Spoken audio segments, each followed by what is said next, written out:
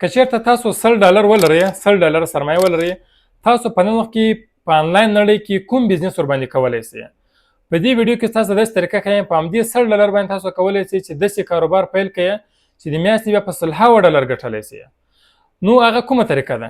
تاسو په $100 سرمایه باندې شاپیفای ډراپ شیپینګ بزنس ماډل پیل کړئ.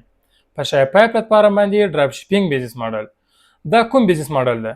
په دې بزنس ماډل کې تاسو جنس نه اخلئ، بلکې جنس تاسو ته کمپنۍ درکوي چې تاسو همغه جنس ورته خرڅ کړئ.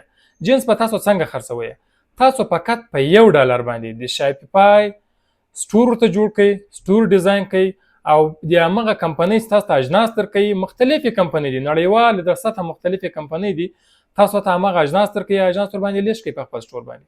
کله چې سټور باندې اجناس لیست کړل، همغه اجناس ورته بیا مارکیټینګ وکوئ.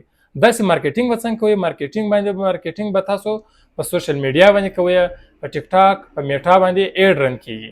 همغه ایډ به رن کوئ، خپل سټور به هم له همغه د سوشل میډیا له کمپنیو سره وصل کوئ، ایډ ورباندې رن کوئ، تاسو ته به ارډر راځي. کله چې تاسو ته ارډر راغی، همغه ارډر اتومات همغه کمپنۍ ته ځي، کومې کمپنۍ سره ټول ډراپ شیپینګ کوي.